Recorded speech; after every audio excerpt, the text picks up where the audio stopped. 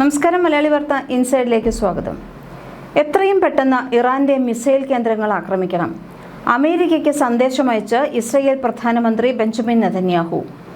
Israel തലങ്ങും വിലങ്ങും അടിച്ചിട്ടും ആയുധപ്പുരയിലെ missile ശേഖരത്തിൽ ആശ്വസിക്കുകയാണ് ഇറാൻ.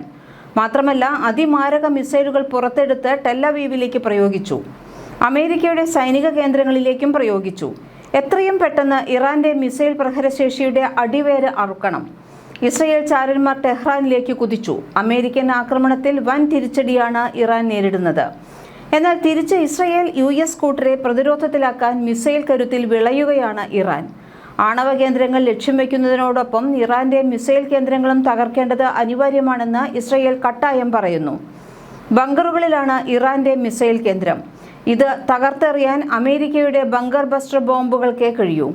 ടെലവീവിലേക്ക് ഇറാൻ തൊടുക്കുന്ന ഖുറം ഷഹർ, ഫത്ത, സെജിൽ മിസൈലുകളെ അയൺ ഡോമിനും തകർക്കാൻ കഴിയുന്നില്ല. സെജിൽ മിസൈൽ ആദ്യമായാണ് ഇറാൻ പ്രയോഗിക്കുന്നത്. ഇതോടെയാണ് ഇറാന്റെ മിസൈൽ ശക്തിക്ക് മുകളിൽ അടിക്കാൻ ഇസ്രയേൽ തുനിഞ്ഞിറങ്ങിയിരിക്കുന്നത്. US-ഉമായി ചേർന്ന് ഇറാനിൽ ഇസ്രയേൽ നടത്തിയ ആക്രമണത്തിന് പിന്നാലെ ആരംഭിച്ച യുദ്ധം 17ാം ദിവസത്തിലേക്ക് കടന്നിരിക്കുകയാണ്. പശ്ചിമേഷ്യയെ ഒന്നടങ്കം ഭീതിയുടെ മുൾമുനയിൽ നിർത്തുന്ന യുദ്ധം അവസാനിപ്പിക്കുന്നതിനായി 3 നിബന്ധനകൾ ഇറാൻ മുന്നോട്ട് വച്ചിരുന്നുവെങ്കിലും ഖാർഗ് ദ്വീപിന് നേരെ കഴിഞ്ഞ ദിവസം അമേരിക്ക ബോംബാക്രമണം നടത്തിയതോടെ മേഖല കൂടുതൽ സംഘർഷഭരിതമായിരിക്കുകയാണ്. ആക്രമണങ്ങൾക്ക് തിരിച്ചടിയായി ഇസ്രയേൽ US സൈനിക കേന്ദ്രങ്ങൾക്ക് നേരെ ഇറാൻ അത്യാധുനിക മിസൈലുകൾ ഉപയോഗിച്ച് ആക്രമണം നടത്തിയെന്നാണ് റിപ്പോർട്ട്. ഇസ്രയേലിനെതിരായ IRGC പ്രതികാര നടപടികളുടെ ഭാഗമായാണ് മിസൈൽ ആക്രമണം നടത്തിയതെന്ന് ഇറാൻ സൈനിക വക്താവിനെ ഉദ്ധരിച്ച് ഇസ്രയേൽ മാധ്യമമായ പ്രസ് TV റിപ്പോർട്ട് ചെയ്തു. ഖുറം ഷഹർ, ഖൈബർ ഷേഖൻ, ഖദ്ര, ഇമാദ് എന്നീ മിസൈലുകളോടൊപ്പം അതിശക്തമായ സെജിൽ മിസൈലും പ്രയോഗിച്ചുവെന്ന് IRGC വക്താവ് പ്രതികരിച്ചു. ഇസ്രയേലിന്റെ സൈനിക നീക്കങ്ങൾ നടത്തുന്ന തന്ത്രപ്രധാനമായ മേഖലകളിലേക്കാണ് ലക്ഷ്യം കണ്ടതെന്നും പ്രസ്താവനയിൽ ഇറാൻ കൂട്ടിച്ചേർത്തു. സൈനികർ സാധാരണഗതിയിൽ ഉപയോഗിക്കുന്ന മിസൈലുകളെ അപേക്ഷിച്ച് 10 മടങ്ങ് വേഗതയും കൃത്യതയും കൈമുതലാക്കിയ ഫത്ത മിസൈലുകളും ഖുറം ഷഹർ മിസൈലുകളും കഴിഞ്ഞ ദിവസം ഇറാൻ പ്രയോഗിച്ചതായാണ് വിവരം. ഫത്ത മിസൈലുകളോളം അല്ലെങ്കിൽ ഒരുപക്ഷെ അതിന്റെ ഇരട്ടിയാണ് സെജിൽ മിസൈലുകളുടെ ശേഷി. ഇറാന്റെ കൈവശമുള്ളതിൽ ഏറ്റവും വലിയ മിസൈലുകളിൽ ഒന്നാണ് ഇവ. US ഇസ്രയേൽ സംയുക്ത ആക്രമണത്തിൽ ഇതാദ്യമായാണ് സെജിൽ മിസൈലുകൾ ഇറാൻ പ്രയോഗിച്ചത്. 2500 കിലോമീറ്റർ വരെ ദൂരപരിധിയുള്ള മീഡിയം റേഞ്ച് ബാലിസ്റ്റിക് മിസൈലാണ് സെജിൽ. എന്നുവെച്ചാൽ പശ്ചിമേഷ്യ ഒന്നാകെ ഇതിന്റെ ലക്ഷ്യപരിധിയിൽപ്പെടും. ടെലവീവിനെ 2000 കിലോമീറ്റർ അകലിൽ നിന്നുപോലും ഇവയ്ക്ക് ചാരമാക്കാൻ സാധിക്കും. നദാൻസിൽ നിന്ന് വെറും 7 മിനിറ്റ് കൊണ്ട് ഇവ ടെലവീവിൽ എത്തുമെന്നാണ് ഇറാന്റെ അവകാശവാദം. US-ഉം ഇസ്രയേലും തുടക്കം കുറിച്ച യുദ്ധം ശമനമില്ലാതെ തുടരുമ്പോൾ മിസൈലുകളുടെ ഒരു പരമ്പര തന്നെ ഇറാൻ ഞായറാഴ്ച പ്രയോഗിച്ചതായി റിപ്പോർട്ട്.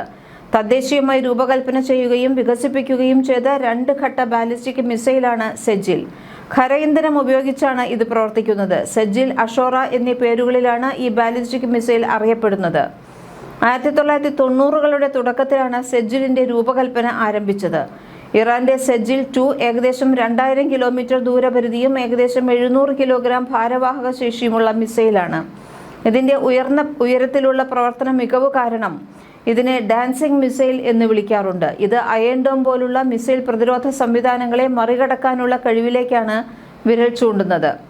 തന്ത്രപ്രധാനവും അന്താരാഷ്ട്ര പഠനങ്ങളിലെ കേന്ദ്രം അനുസരിച്ച് മിസൈലിന് ഏകദേശം 18 മീറ്റർ നീളവും ഏകദേശം 1.25 മീറ്റർ വ്യാസവും ഏകദേശം 23,600 കിലോഗ്രാം ഭാരവുമുണ്ട്.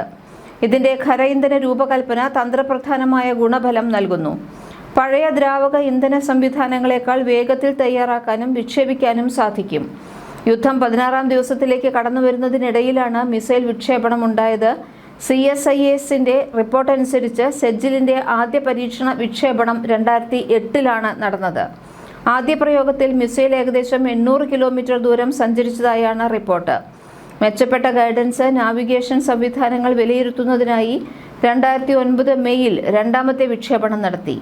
2009 മുതൽ 4 അധിക ഫ്ലൈറ്റ് ടെസ്റ്റുകൾ നടത്തിയിട്ടുണ്ട്. 6ാമത്തെ ടെസ്റ്റിൽ മിസൈൽ ഇന്ത്യൻ മഹാസമുദ്രത്തിലേക്ക് ഏകദേശം 1900 കിലോമീറ്റർ ദൂരം സഞ്ചരിച്ചതായി റിപ്പോർട്ട് ചെയ്യപ്പെട്ടു. ഇതിനിടെ യുദ്ധത്തിൽ ഇറാൻ വൻ തകർച്ച നേരിടുകയാണെന്ന് US പ്രസിഡന്റ് ഡൊണാൾഡ് ട്രംപ് പറഞ്ഞു. യുദ്ധത്തിൽ അമേരിക്ക പരാജയപ്പെടുകയാണെന്ന റിപ്പോർട്ടുകൾ ഭാവനാ സൃഷ്ടി മാത്രമാണെന്ന് പറഞ്ഞ ട്രംപ് എബ്രഹാം ലിങ്കൺ വിമാനവാഹിനി കപ്പലിന് തീപിടിച്ചു എന്ന വാർത്ത തള്ളിക്കളഞ്ഞു. എൻ്റെ കണക്കുകൂട്ടലുകൾ പോലെ തന്നെ കാര്യങ്ങൾ സംഭവിക്കുകയാണ്. ഇറാൻ തകർച്ചയുടെ വക്കിലാണുള്ളത്. അല്പനേരം കൂടി അവർക്ക് പിടിച്ചു നിൽക്കാനായേക്കും. എങ്കിലും അധികകാലം നീളുമെന്ന് തോന്നുന്നില്ല. അവരുടെ വ്യോമാക്രമണവും പ്രതിരോധ സംവിധാനവും ഇതിനോടകം ഞങ്ങൾ മറികടന്നിട്ടുണ്ട്. നിലവിൽ അവർക്ക് വ്യോമ പ്രതിരോധത്തിന് സംവിധാനങ്ങളൊന്നുമില്ല. അവരുടെ പരമോന്നത നേതാവിനെ വകവരുത്താനും സുപ്രധാനമെന്ന് അവർ കരുതിയിരുന്ന ഖാർഗ് ദ്വീപിൽ ബോംബാക്രമണം നടത്താനും ഞങ്ങൾക്ക് സാധിച്ചു. അവർക്ക് ഞങ്ങളുമായി മധ്യസ്ഥ ചർച്ച നടത്തണമെന്നുണ്ടായിരുന്നു. പക്ഷേ ചർച്ചകൾ നടത്താൻ അവർ തയ്യാറായിട്ടില്ലെന്നാണ് ഞാൻ കരുതുന്നത്. വരട്ടെ, അല്പം സമയമെടുത്തിട്ടാണെങ്കിലും അവരതിന് തയ്യാറാവാതിരിക്കില്ല എന്നാണ് ട്രംപ് പറഞ്ഞത്. ഇറാന്റെ സാമ്പത്തിക അടിത്തറ തകർക്കാൻ ലക്ഷ്യമിട്ട് തന്ത്രപ്രധാനമായ ഖാർഗ് ദ്വീപ് പിടിച്ചെടുക്കാൻ അമേരിക്കൻ പ്രസിഡന്റ് ഡൊണാൾഡ് ട്രംപ് ആലോചിക്കുന്നതായാണ് റിപ്പോർട്ടുകൾ. പേർഷ്യൻ ഗൾഫിലെ എണ്ണ പ്രതിസന്ധി തുടരുകയാണെങ്കിൽ അമേരിക്കൻ കരസേനയെ ഇറക്കി ദ്വീപിന്റെ നിയന്ത്രണം ഏറ്റെടുക്കുന്ന കാര്യമാണ് വൈറ്റ് ഹൗസ് പരിഗണിക്കുന്നത്. ഇറാന്റെ അസംസ്കൃത എണ്ണ കയറ്റുമതിയുടെ 90 മുതൽ 95% വരെ കൈകാര്യം ചെയ്യുന്നത് ഈ ചെറുദ്വീപാണ്. പ്രതിദിനം 70 ലക്ഷം ബാരൽ എണ്ണ കയറ്റുമതി ചെയ്യാനുള്ള ശേഷിയുള്ള ഖാർഗ് ദ്വീപ് നഷ്ടപ്പെടുന്നത് ഇറാന്റെ സമ്പദ് വ്യവസ്ഥയെ പൂർണ്ണമായും തകർക്കുമെന്ന് അമേരിക്കൻ സെനറ്റർ ലിൻസെ ഗ്രഹാം ഉൾപ്പെടെയുള്ളവർ വിലയിരുത്തിയിട്ടുണ്ട്. നിലവിൽ ദ്വീപിലെ സൈനിക കേന്ദ്രങ്ങൾക്ക് നേരെ അമേരിക്ക ആക്രമണം നടത്തിയിട്ടുണ്ടെങ്കിലും എണ്ണ ശുദ്ധീകരണശാലകളെ ഇതുവരെ ലക്ഷ്യം വെച്ചിട്ടില്ല. എന്നാൽ ഇത്തരമൊരു സൈനിക നീക്കം വലിയ യുദ്ധത്തിലേക്ക് വഴിമാറുമെന്ന് നയതന്ത്ര വിദഗ്ധർ മുന്നറിയിപ്പ് നൽകുന്നു. ഖാർഗ് ദ്വീപിനുമേൽ അമേരിക്കൻ കടന്നുകയറ്റമുണ്ടായാൽ സൗദി അറേബ്യ അടക്കമുള്ള അയൽ രാജ്യങ്ങളിലെ എണ്ണ ശൃംഖലകൾക്ക് നേരെ പ്രത്യാക്രമണം നടത്തുമെന്ന് ഇറാനും ഭീഷണി മുഴക്കിയിട്ടുണ്ട്. ഇതിനു പുറമെ ഇറാന്റെ യുറേനിയം ശേഖരം പിടിച്ചെടുക്കാൻ പ്രത്യേക സൈനിക വിഭാഗത്തെ നിയോഗിക്കുന്ന കാര്യവും അമേരിക്കയുടെ പരിഗണനയിലുണ്ടെന്നാണ് റിപ്പോർട്ടുകൾ സൂചിപ്പിക്കുന്നത്. അതേസമയം ഇറാൻ ഉപരോധം ഏർപ്പെടുത്തിയ സുപ്രധാന സമുദ്രപാതയായ ഹോർമുസ് കടലിടുക്കിൽ കപ്പലുകൾക്ക് സുരക്ഷിത പാത ഒരുക്കാനുള്ള ട്രംപിന്റെ നീക്കങ്ങൾ വീണ്ടും വിഫലമായി. സുരക്ഷിത പാത ഒരുക്കുന്നതിനായി സഹായിക്കണമെന്ന ട്രംപിന്റെ ആവശ്യം വൻ ശക്തി രാജ്യങ്ങൾ നിരസിച്ചതായാണ് വിവരം. ഹോർമുസ് കടലിടുക്കിൽ സുരക്ഷിത പാത ഒരുക്കുന്നതിനായി പല രാഷ്ട്രങ്ങളുമായും സംസാരിച്ചുകൊണ്ടിരിക്കുകയാണ് ഞങ്ങൾ. അല്പം പോലും എണ്ണ കിട്ടാത്ത സാഹചര്യമാണ് നിലവിലുള്ളത്. എല്ലാവരുടെയും അവസ്ഥ അങ്ങനെയാണെന്നാണ് മനസ്സിലാകുന്നത്. ഹോർമുസ് കടലിടുക്കിൽ കപ്പലുകൾക്ക് സുരക്ഷിതമായ പാത ഒരുക്കുന്നതിന് മറ്റ് രാജ്യങ്ങൾ ഞങ്ങളോടൊപ്പം നിൽക്കുകയാണെങ്കിൽ അത് വലിയ സഹായകമായേനെ. പരസ്പര സഹകരണത്തോടെ ഒരുമിച്ച് മുന്നോട്ട് പോകാമെന്ന് ട്രംപ് പറഞ്ഞിരുന്നു. ട്രംപിന്റെ ആഹ്വാനത്തോട് രാഷ്ട്രങ്ങൾ ഇതുവരെയും പ്രതികരിച്ചിട്ടില്ല. ഇതോടെ ആഗോളതലത്തിൽ എണ്ണവില വീണ്ടും ഉയരുന്നതായാണ് വിവരം. മേഖലയിൽ സംഘർഷാവസ്ഥ തുടരുന്ന പക്ഷം സ്ഥിതി കൂടുതൽ വഷളാകുമെന്നാണ് എണ്ണ കമ്പനികളുടെ വിലയിരുത്തൽ. യുഎസുമായി ചേർന്ന് ഇറാനിൽ ഇസ്രയേൽ നടത്തിയ ആക്രമണത്തിന് പിന്നാലെയുണ്ടായ യുദ്ധം 17ാം ദിവസത്തിലേക്കാണ് ഇപ്പോൾ കടന്നിരിക്കുന്നത്. യുദ്ധം ആരംഭിച്ച ഇതിനോടകം തന്നെ 1500-ലധികം പേർ ഇറാനിൽ മാത്രമായി കൊല്ലപ്പെട്ടുവെന്നാണ് വിവരം. 17,000-ലധികം പേർക്ക് പരിക്കേറ്റതായാണ് റെഡ് ക്രോസ് അവസാനമായി പുറത്തുവിട്ട കണക്കുകൾ. യഥാർത്ഥ കണക്കുകൾ ഇതിലും കൂടും. യുദ്ധം മുറുകുന്നത് എണ്ണവില വർദ്ധിപ്പിക്കാനും LPG വിതരണത്തിൽ നിലവിലുള്ളതിനേക്കാൾ രൂക്ഷമായ പ്രതിസന്ധിയിലേക്ക് കൊണ്ടെത്തിക്കാനും സാധ്യതയുണ്ട് എന്നാണ് സാമ്പത്തിക വിദഗ്ധരുടെ മുന്നറിയിപ്പ്. അമേരിക്കൻ ആക്രമണങ്ങൾക്ക് ഗൾഫ് രാജ്യങ്ങളിൽ തീയായിട്ടാണ് ഇറാൻ മറുപടി കൊടുക്കുന്നത്. ഇറാനെ പിടിച്ചുകിട്ടാൻ GCC രാജ്യങ്ങൾ അമേരിക്കയോട് മുറവിളി കൂട്ടുന്നു. ദുബായ് രാജ്യാന്തര വിമാനത്താവളത്തിന് സമീപം ഡ്രോൺ ആക്രമണമുണ്ടായി. വിമാനത്താവളത്തിന്റെ പരിസരത്തെ ഇന്ധന ടാങ്കിന് തീപിടിച്ചുവെങ്കിലും അണച്ചു. സമയോചിതമായ ഇടപെടലിലൂടെ വൻ ദുരന്തം ഒഴിവായി എന്ന് സിവിൽ ഡിഫൻസ് അറിയിച്ചു. ആർക്കും പരിക്കേറ്റിട്ടില്ല എന്ന് ദുബായ് മീഡിയ ഓഫീസ് അറിയിച്ചു. സുരക്ഷ ഉറപ്പാക്കാനുള്ള എല്ലാ നടപടികളും സ്വീകരിച്ചതായി അധികൃതർ പറഞ്ഞു. ദുബായ് വിമാനത്താവളത്തിൽ നിന്നുള്ള സർവീസുകൾ ഭാഗികമായി പുനഃസ്ഥാപിച്ചെന്ന് വ്യോമയാന മന്ത്രാലയവും അറിയിച്ചു. യാത്രക്കാർ വിമാന കമ്പനികളുമായി ബന്ധപ്പെടണമെന്നാണ് നിർദ്ദേശം. മേഖലയിൽ അതീവ ജാഗ്രത തുടരുകയാണ്. അബുദാബിയിൽ മിസൈൽ പതിച്ച് പലസ്തീൻ സ്വദേശി മരിച്ചിട്ടുണ്ട്.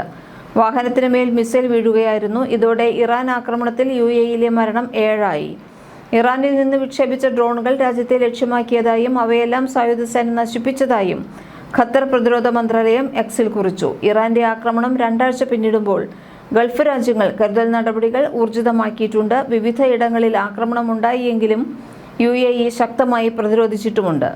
സൗദിയിലെ കിഴക്കൻ പ്രവിശ്യയിൽ എണ്ണ ഉൽപ്പാദന കേന്ദ്രങ്ങൾ ലക്ഷ്യമിട്ടെത്തിയ ഡ്രോണുകളും പ്രതിരോധ സേന തകർത്തു.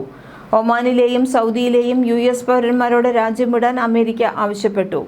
ഇന്നലെ 4 ബാലിസ്റ്റിക് മിസൈലുകളും 6 ഡ്രോണുകളുമാണ് UAE നേരിട്ടത്. ഇതുവരെ പരിക്കേറ്റവരുടെ എണ്ണം 142.